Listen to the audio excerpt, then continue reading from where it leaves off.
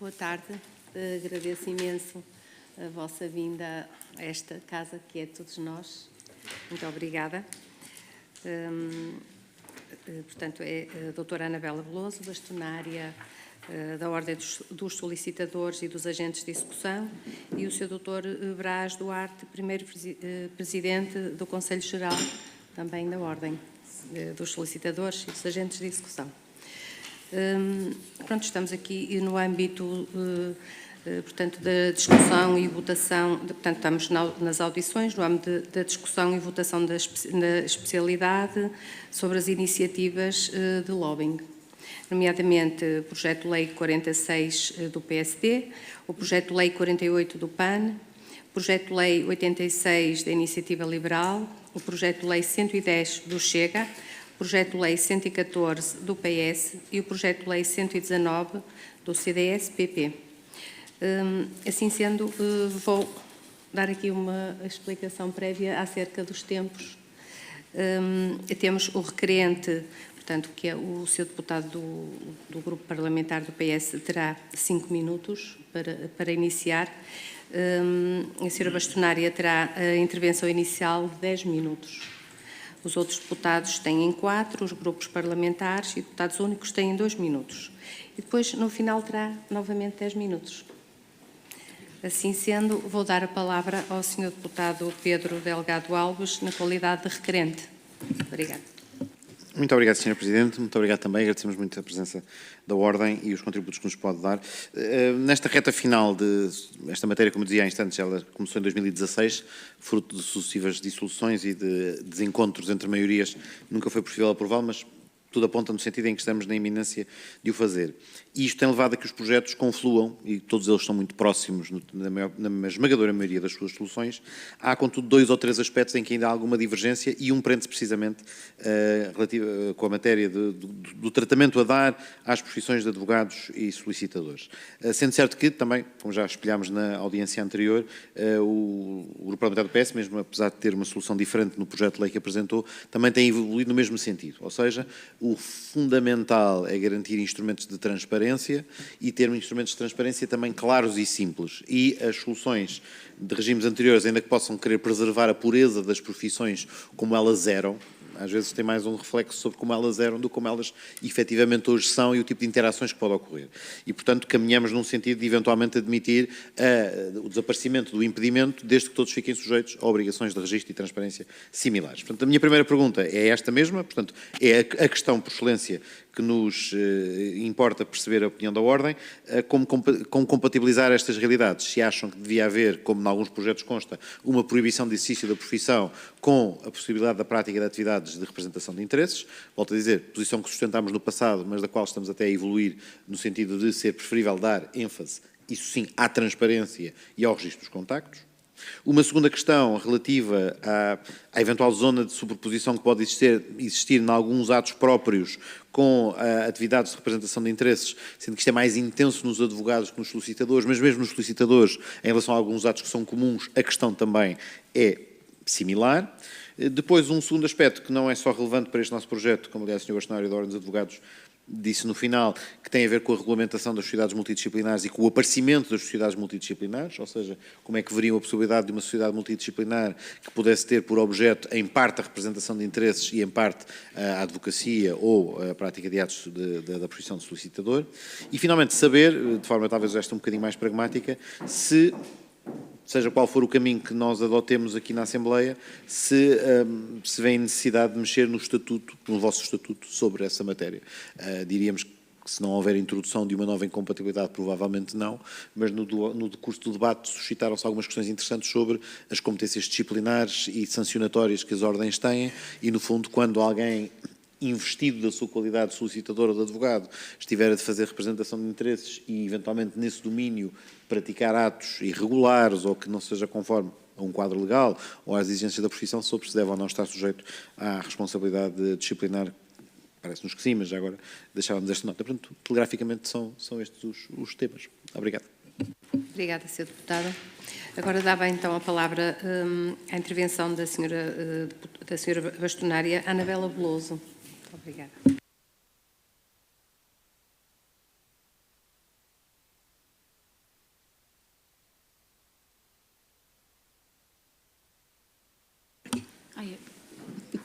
Peço desculpa. Então, boa tarde a todos, senhoras e senhores deputados. Agradecer primeiro que tudo o convite à senhora Presidente por nos ter endereçado este convite e por também ter a oportunidade de podermos ser ouvidos pela primeira vez nesta matéria. Sabemos que a Ordem dos Advogados já tinha sido ouvido noutros momentos, nós somos a primeira, portanto esperamos também dar o nosso contributo, humilde contributo a todos. Esta é uma matéria delicada e, efetivamente, é com um elevado sentido institucional que aderimos e aceitamos o convite, porque estamos conscientes da centralidade deste trabalho legislativo para a qualidade da nossa democracia, para a confiança dos cidadãos nas instituições e para a integridade dos processos de decisão pública. A discussão em causa é abrangente, só fazendo um enquadramento, envolvendo 6 projetos de lei apresentados por diferentes grupos parlamentares. Temos o PSD, o PAN, Iniciativa Liberal, Chega, Partido Socialista, CDS-PP, sem qualquer ordem específica, que apesar de distintas formulações, têm convergido num objetivo comum. E esse objetivo tem sido de dotar Portugal de um regime moderno, claro, e eficaz de transparência e de representação de interesses. Isto incluindo um registro público obrigatório e um mecanismo de pegada legislativa. A OSAI considera extremamente positivo que exista hoje no Parlamento uma base alargada de consenso sobre a necessidade de finalmente avançarmos com esta reforma. Efetivamente, este é um debate que acompanha o país desde 2016 e que houve já vários avanços, vários recuos, incluindo o decreto aprovado em 2019, que não obstante o esforço legislativo então realizado, acabou por não ser promulgado. Desde então também houve alguns organismos internacionais, como o GRECO, o OCDE, o Conselho da Europa, que têm reiterado a necessidade de Portugal reforçar a sua arquitetura de integridade pública. E o relatório mais recente do GRECO, de julho de 2025, volta a sublinhar este ponto de particular insistência. Do ponto de vista da Ordem, efetivamente há 3 razões fundamentais que justificam e tornam urgente esta iniciativa. Primeiro, porque a atividade de influência política existe e é legítima e faz parte do normal de funcionamento de uma democracia pluralista. Porém, sem regras claras, deixa espaço as zonas opacas ou as zonas cinzentas, como tão bem tem vindo a ser falado, que fragilizam a confiança pública. Segundo, porque a transparência deve ser reforçada de forma equilibrada, garantindo que todas as entidades, sejam empresas, organizações da sociedade civil, consultoras, as associações profissionais ou grupos de cidadãos, têm igualdade de acesso aos decisores públicos. E terceiro, porque importa assegurar que este novo regime não cria distorções nem produz efeitos adversos sobre atividades profissionais que já se regem por normas próprias, nomeadamente a questão do sigilo profissional e as competências exclusivas legalmente atribuídas. E aqui é neste ponto que a Ordem dos solicitadores e dos agentes de execução quer deixar alguns contributos que consideramos essenciais para a construção de um regime juridicamente robusto. Em primeiro lugar, é indispensável que o legislador clarifique de forma inequívoca o que constitui e o que não constitui a atividade de lobbying. O patrocínio jurídico, o patrocínio judiciário, seja nos tribunais, perante a administração pública, não é nem pode ser confundido com lobbying. E temos alguns exemplos. Este está sujeito a regras próprias, a deveres funcionais e a escrutínio disciplinar específico. E o mesmo vale também para o exercício de funções públicas delegadas, como sucede no caso dos agentes de execução. No entanto, não podemos ignorar, nem queremos ignorar, queremos sublinhar com a transparência que existem situações em que os profissionais jurídicos podem, no âmbito dos serviços de consultoria ou de assessoria estratégica, realizar atividades que se enquadram objetivamente nos critérios da representação de interesses. E, nesses casos, devem estar dentro do âmbito da lei.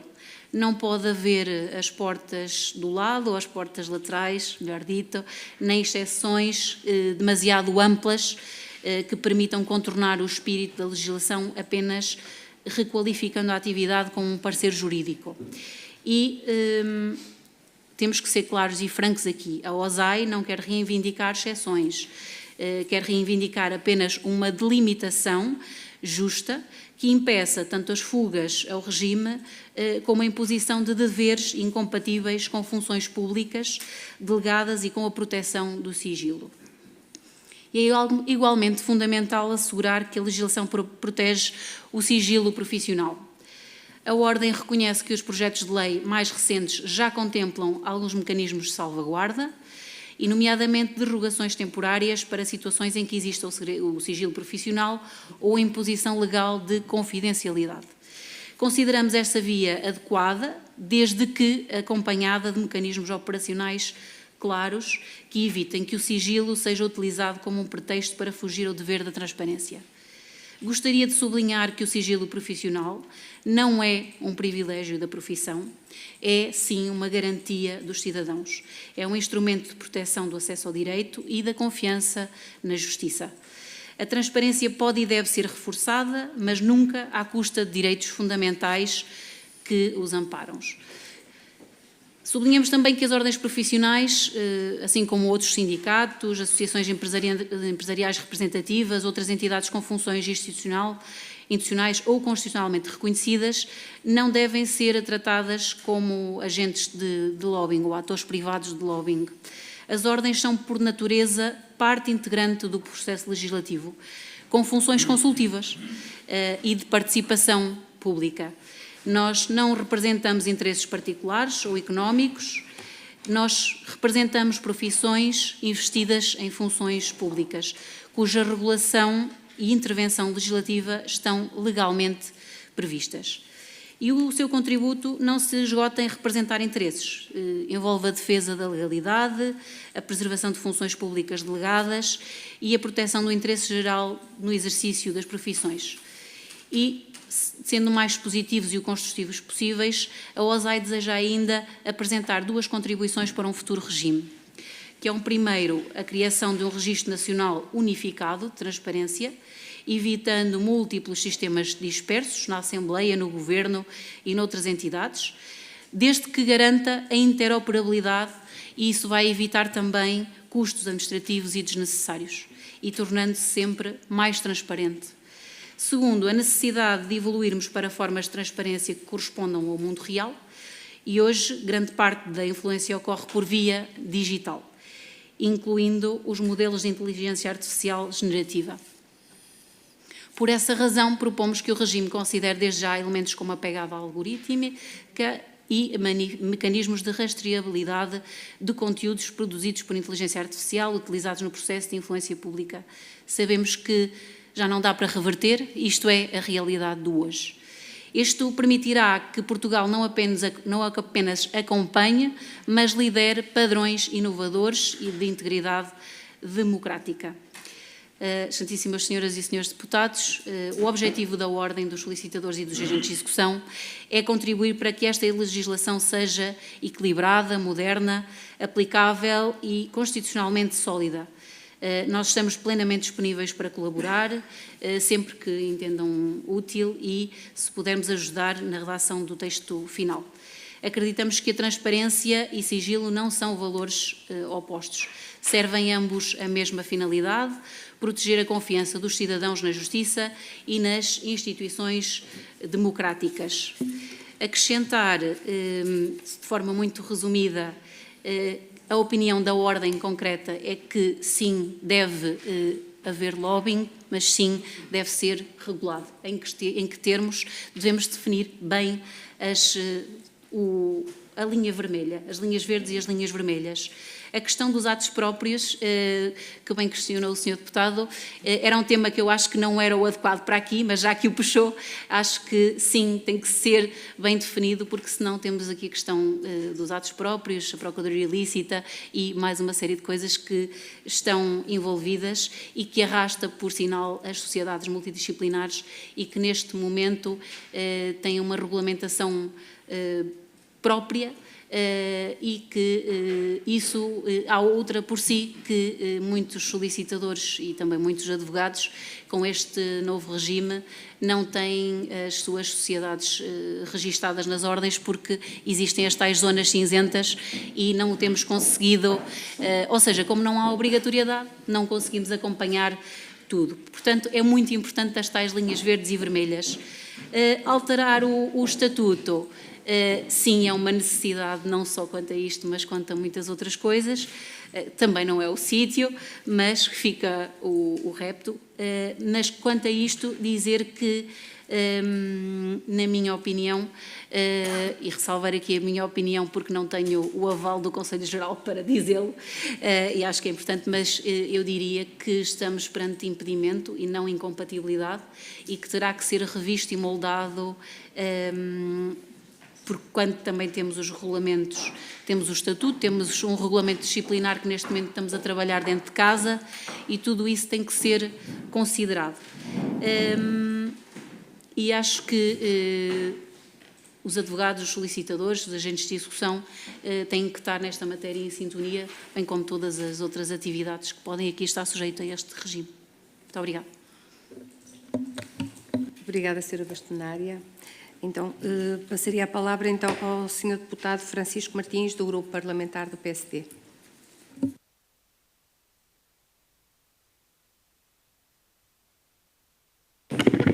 Está de feriado. Muito obrigado, Sr. Presidente. Boa tarde a todos. Um cumprimento muito especial à Sra. Bastonária e ao Dr. Braz Duarte.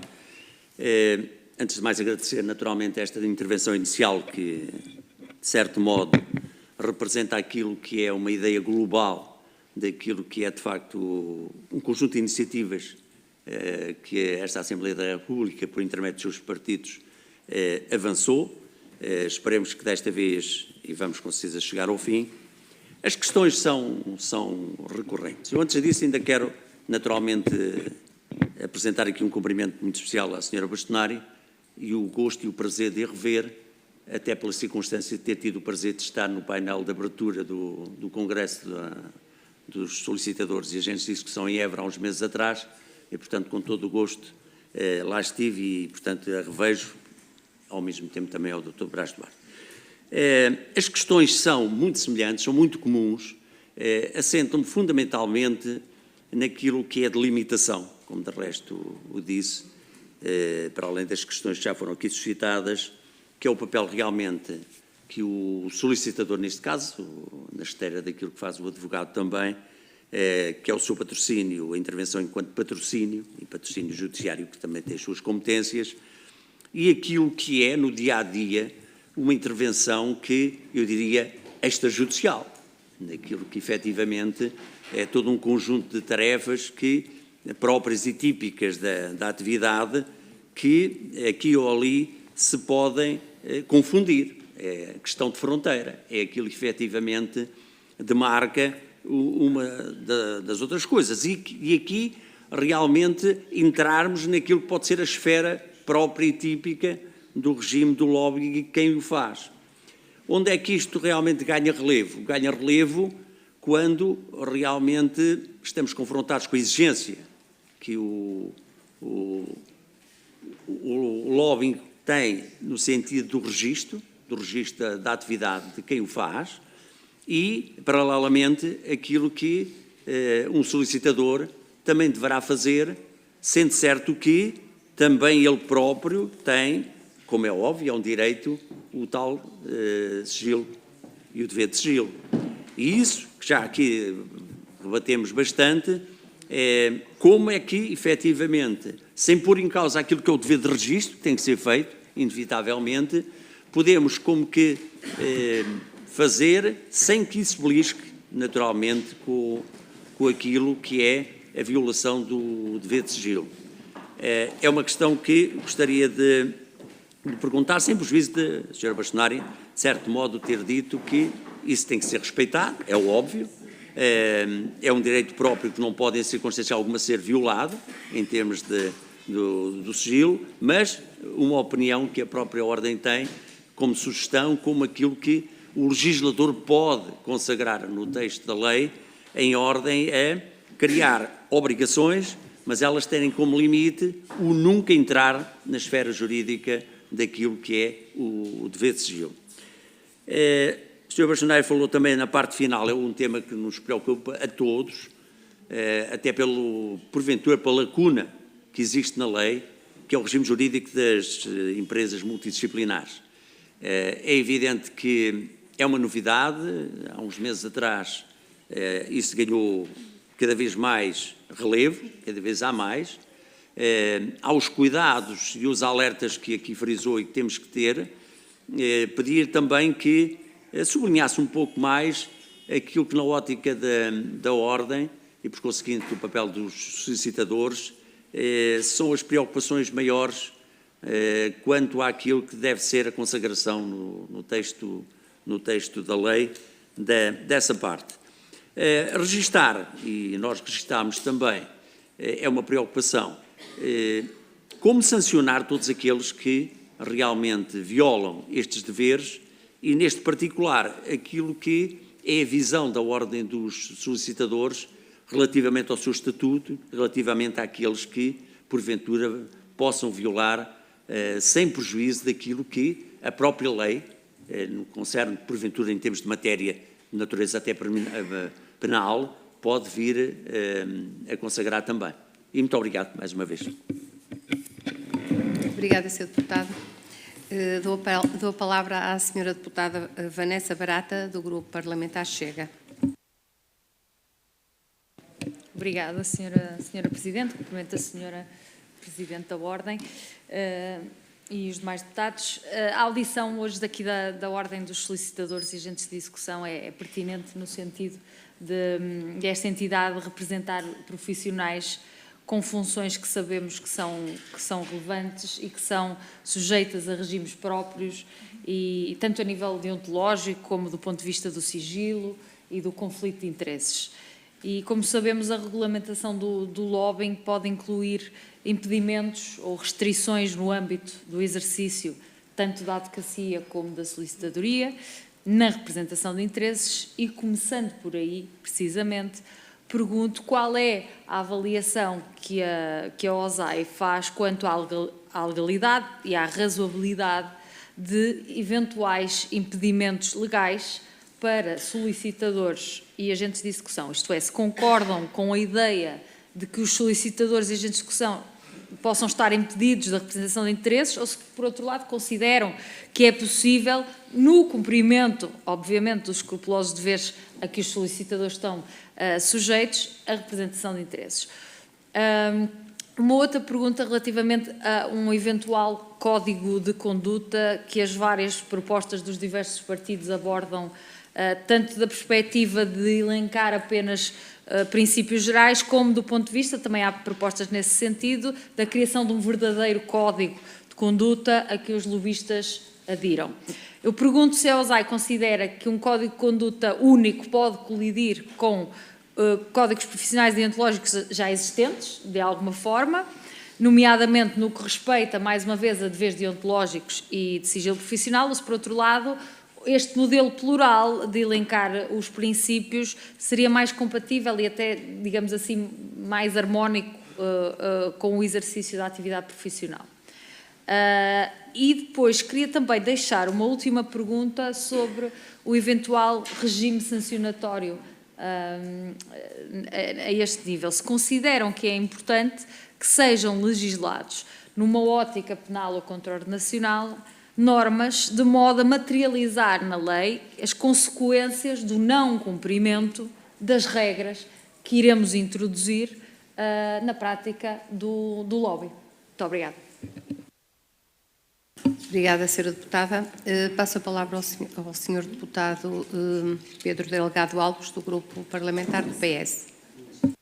Muito obrigado, Sr. Presidente. Agradeço muito as questões que já tinha colocado. Era os iniciais, agradeço muito os esclarecimentos, entretanto, prestados. Muito obrigado. Obrigada. Passo a palavra ao Sr. Deputado Paulo Moacho, do Grupo Parlamentar do LIVRE. Obrigado, Sra. Presidente. Cumprimento a Sra. Bastonário e o Sr. Vice-Presidente. De uma forma muito sucinta, porque acho que na intervenção inicial já tocou também em muitos pontos, sobretudo o que nos importa perceber é como é que, no fundo, veem qual a fronteira entre estas duas atividades, no fundo, entre a atividade dos solicitadores e agentes de execução e a atividade dos lobistas, das pessoas que fazem esta representação de interesses. Que zonas cinzentas é que podem existir entre estas duas atividades e onde é que se deve traçar a linha? Também relativamente às obrigações de transparência, qual é que é, no fundo, a posição sobre quais é que são as informações que devem ser tornadas públicas, e acho que isso também é importante e relevante percebermos. E por fim também qual é que é o papel que a OSAI pode ter, aqui também semelhante a uma questão que coloquei anteriormente à Ordem dos Advogados. Que papel é que a OSAI pode ter junto dos solicitadores e agentes de execução, nomeadamente em matéria de formação, até disciplinar, que papel é que também entendem e como é que veem essa posição da Ordem nestes regimes jurídicos, neste regime que está a ser criado e que vai no fundo depois também precisar de colaboração das ordens profissionais nestas circunstâncias em que possam existir, no fundo, algumas sobreposições.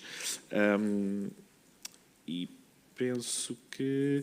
sim, também reforçar a questão que também foi colocada, no fundo, também a questão da articulação entre, por um lado, as obrigações de transparência que este regime cria e obrigações de sigilo profissional que os profissionais têm. Obrigado. Obrigada, Sr. Deputado. Dou a palavra então à Sra. Deputada Inês Sousa Real, do PAN. Muito obrigada, Sra. Presidente. Cumprimento também a Sra. Bastonária e o Sr. Vice-Presidente. Daquilo que ressalta da intervenção, parece-nos que efetivamente concordam com a existência de um registro nacional unificado que permite esta interoperabilidade. Seria importante perceber, porque o PAN defende que não deve ser a Assembleia da República a ter esse mesmo registro, mas sim uma entidade independente, até por respeito ao princípio da separação de poderes. Depois, por outro lado, mesmo em matéria de pegada digital, parece-nos que, seja salvaguardando o dever de sigilo, seja efetivamente garantindo esta pegada, essa entidade, sim, de forma independente, poderá então garantir todas essas dimensões, através de uma própria regulamentação e dos mecanismos prévios que possam ser até necessários para o levantamento do sigilo, algo que é transversal às várias profissões, que poderá estar garantido, como é evidente, os deveres deontológicos que os diferentes profissionais possam enfrentar nesta matéria. Mas gostaríamos ainda de perguntar, e não querendo também repetir as demais perguntas que já aqui foram feitas, há quem de facto defenda, ao contrário do PAN, porque temos várias propostas aqui em cima da mesa, que estar a regulamentar o lobbying seria estarmos, de alguma forma, a despenalizar aquilo que possa ser o tráfico de influências. Nós não acompanhamos esta visão, achamos que não é necessária uma revisão do Código Penal. Gostaríamos de perceber como é que a Ordem também olha para estas as diferentes soluções legislativas.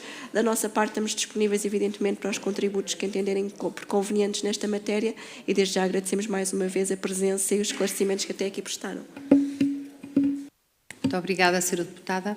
Passo a palavra ao Sr. Deputado Paulo Núncio, do Grupo Parlamentar do CDS. Muito obrigado. Em primeiro lugar, peço desculpa por só agora chegar, mas tenho andado de comissão em comissão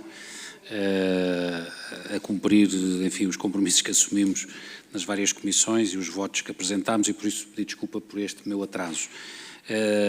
Enfim, não pude assistir à intervenção inicial. Apenas dizer que o CDS apresenta nesta discussão um projeto próprio de regulamentação da atividade lobby. Fomos, aliás, o primeiro partido a fazê-lo nesta Câmara. O nosso primeiro projeto para regular esta atividade data de 2016, por isso, antes de qualquer outro partido político, nós entendemos que era importante regulamentar esta atividade.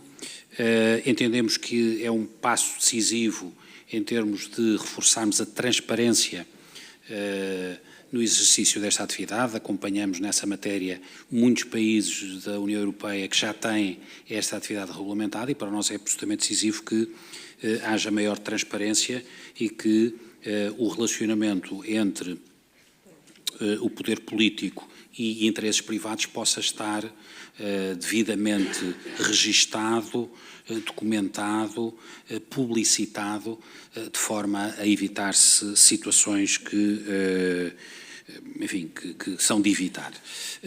Relativamente a esta matéria, gostava de lhe fazer, enfim, duas perguntas essencialmente.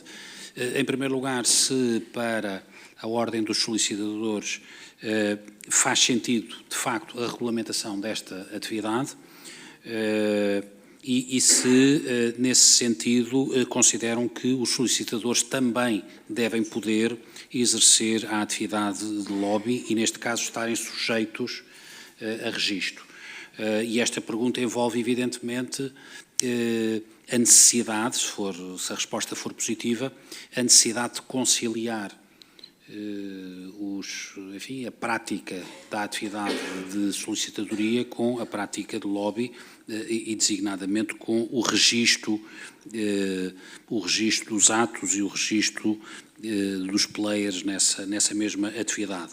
E a segunda pergunta que lhe gostava de fazer é se entender que há de facto aqui a necessidade de separar as duas atividades e de separar, por um lado, a solicitadoria da atividade profissional de lobbying, se não considera que poderemos estar a criar uma situação de desigualdade, uma situação de alguma forma, de discriminação entre estas duas atividades, sujeitando uma atividade a um conjunto de obrigações e de restrições que não seria aplicada à outra atividade. Muito obrigado. Obrigada, Sr. Deputado. Agradecendo as intervenções de todos os senhores deputados, passo a palavra à Sra. Bastonária e à Sra. Doutora Anabela Veloso para a sua intervenção final. Nós vamos aqui dividir as perguntas, está bem? Então, vou dar a palavra para, em primeiro lugar, ao Sr. Vice-Presidente, depois eu finalizarei. Boa tarde a todos, boa tarde, Sr. Presidente, boa tarde, Srs. Deputados, e muito obrigado pelo convite, que muito nos honra. A atividade de solicitador e de agente de execução está devidamente regulamentada e temos aqui uma experiência que pode ser colhida para o tema que está aqui em discussão. Nós temos duas especialidades, os solicitadores e os agentes de execução, que estão devidamente enquadrados no nosso estatuto, e temos o regime das incompatibilidades e dos impedimentos. E temos também um regime sancionatório. Temos os solicitadores que se aplica um regime de autorregulação, portanto é a própria Ordem dos Solicitadores que fiscaliza e que dirime qualquer conflito que haja entre o seu cliente ou entre colegas, e temos os agentes de execução cuja o poder disciplinar está concedido a uma entidade externa, que é a CAAGE. E, portanto, tem corrido bem, acho que era uma experiência que podíamos ter. Tanto uma atividade como outra sabemos quem são, os solicitadores, sabemos quem são os agentes de execução, o mesmo se poderia passar neste registro que estamos aqui a discutir. Portanto, as perguntas que se foram colocadas, de um modo geral, todas elas têm o seu assento, em termos comparativos, com o Estatuto da Ordem dos Solicitadores. A Ordem dos Solicitadores tem dado caminhos bastante, enfim, sinais de confiança no mercado. Estou-me a recordar, por exemplo, que eu saiba, que eu tenha conhecimento, é a única ordem em que temos limitações no exercício da atividade profissional, por exemplo, de quem seja condenado ou declarado insolvente. Eu não conheço qualquer outra ordem que isso se verifique e, portanto, nós temos um regime nosso que é, de facto, um modelo que deveria ser bastante atendido para o escrutínio da parte desta Câmara, poder, enfim, ter aqui alguns exemplos que já poderão facilitar o trabalho. Eu não vejo, nós não vemos, pelo menos a minha opinião pessoal, nenhum inconveniente em que os solicitadores estejam inscritos, estejam registados, com um regime bastante claro, com as balizas bastante definidas, à semelhança, repito, do que existe com os agentes de execução. Quanto ao sigilo, os solicitadores têm um regime de sigilo muito próprio e os agentes de execução têm outro regime de sigilo também bastante diferenciado. Também aqui podemos copiar aquilo que já temos feito, que esta Assembleia já fez. Não é? Portanto, no essencial, penso que estão genericamente as perguntas que foram colocadas na parte que me toca mais ou menos esclarecidas. E eu faço mais uma vez o apelo à análise do nosso estatuto, que eu acho que é bastante claro quanto a esta matéria, estas duas matérias. Ou seja, repito, com duas atividades diferentes, com regimes sancionatórios diferentes, com regulamentação diferente. E tem funcionado muito bem. Muito obrigado. Muito obrigada. Aqui a questão, foram várias as questões, vou tentar não me esquecer de nenhuma, assim de uma forma muito generalizada. Efetivamente, o Sr. Deputado referiu que a regra do trabalho do solicitador é o extrajudicial. E bem, embora muitos solicitadores, muitos colegas solicitadores pratiquem o mandato, exerçam o patrocínio, a regra, o grosso, será o extrajudicial, mas mais que nunca, no contexto do patrocínio tem o seu dever de sigilo, mas também no extrajudicial continua a ter o dever de sigilo e muitos têm sido os pedidos que passam pela ordem de sua dispensa. Mas com isso devemos ter alguns cuidados. Portanto, já há o cuidado do colega fazer o devido pedido de dispensa quando tem que prestar declarações em sede de audiência. Portanto, já é um exemplo que já não é uma novidade. A questão como é que se faz sem que se belisque o dever do sigilo. E eu acho que é mesmo através dessa ferramenta, o tal registro, o tal registro único. E a questão das sociedades multidisciplinares. Efetivamente temos algumas preocupações, mas aqui as sociedades multidisciplinares não surgem só com as sociedades civis, umas estão a par da outra. As sociedades civis, neste momento, não são atualizadas, o seu registro junto das ordens. E anteriormente, isso era um registro obrigatório. E é aí que entramos em rota de colisão, porque as sociedades multidisciplinares, neste momento, têm que ser efetivamente registadas nas ordens para iniciar as suas funções, mas também mesmo temos visto por aí muitas sociedades já iniciarem as suas funções sem passarem cartão às ordens, vamos assim dizer. E isto efetivamente é uma matéria que preocupa ambas as ordens, eu falo aqui mais pelas ordens do âmbito jurídico, que temos conversado sobre isso, mas também muitas outras ordens profissionais estão aqui visadas neste assunto. E nós temos já nestas situações, nós temos que ter o cuidado nas sociedades multidisciplinares das incompatibilidades e dos impedimentos, mas sobretudo as incompatibilidades. Sabemos que para os solicitadores, por exemplo, os solicitadores não podem constituir uma sociedade multidisciplinar com um contabilista certificado. É uma linha vermelha. Pronto. É estas linhas vermelhas concretas que devemos também ter neste regime. E relativamente às sanções, deve haver sanções. Se me pergunta qual, não lhe sei neste momento concretizar, mas entendo que devem ser proporcionais e com garantia, deve existir. Agora temos que achar o equilíbrio. Relativamente aos códigos de conduta, se deve haver um código único, os códigos, os deveres deontológicos, o facto de aderir, dos nossos colegas, nossos profissionais, terem um código de conduta, no caso de ser lobistas ou de aderirem a esta situação, a este regime, não poderão esquecer que também existe um código de conduta já estabelecido na profissão, da profissão que exercem. Portanto, esse deverá sempre ser a linha verde que devem seguir. Relativamente à questão das informações públicas, o existirem informações públicas também vamos ser mais transparentes para o cidadão. A Justiça vai trabalhar mais depressa, se calhar, vamos trazer algumas informações que muitas das vezes não estão em sintonia. Ou haver só um registro unificado, a discutir quem é que deterá o registro esse tal registro unificado, se deve ser aqui, se deve ser as ordens, é uma matéria delicada. Eu só direi que deverá ser o mais isento e imparcial possível. Pronto. Relativamente à questão da formação, o papel disciplinar, o papel da Ordem, a Ordem não poderá deixar de exercer o seu papel formativo e o papel disciplinar. E isso faz parte também, não só faz parte da missão da Ordem, como também faz parte da gênese dos nossos associados estarem sempre em constante formação.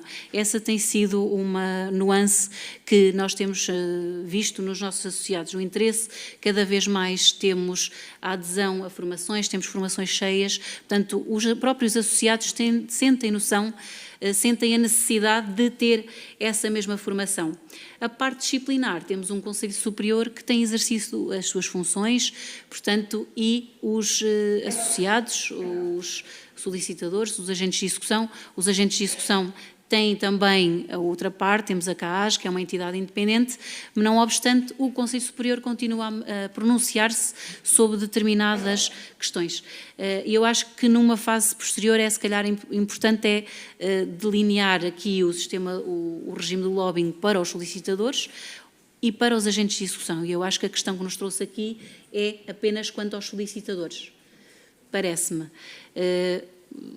Se fosse possível depois esclarecer isso, acho que era importante. Era num todo, genericamente? Pronto, porque as funções são diferentes.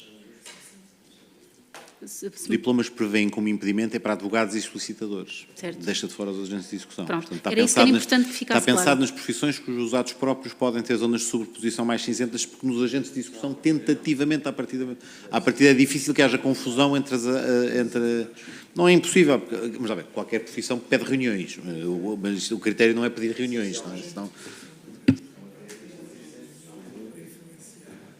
Pronto, porque a lei dos atos próprios também sofreu uma grande alteração e também neste momento os agentes de execução estão lá tipificados outro tipo de atos e por isso daí essa importância de definir bem as tais linhas vermelhas e verdes para percebermos até onde o próprio estatuto, sim, mas para não haver o tal vazio que permita depois nós acho que devemos pensar na legislação de forma, muitas das vezes, como é que eu hei de dizer isto sem melhor dito? Ou seja, muitas das vezes as coisas são feitas e depois cria-se a volta, dá-se a volta para chegar ao mesmo destino. E nós não pretendemos isto. Isso é importante daí ficar clarificado para não termos depois fica ali um vazio, mas se calhar por ali eu posso também fazê-lo.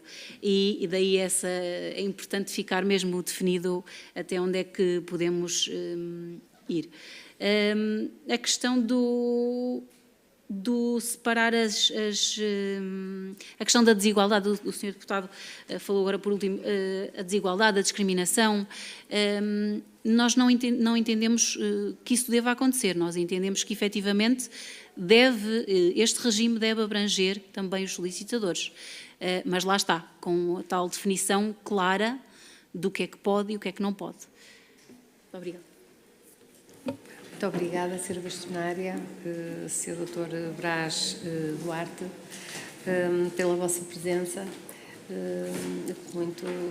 Todos nós tivemos muito gosto em recebê-los e a casa está sempre aberta para vocês. Muito obrigada. Obrigada a todos. Com licença.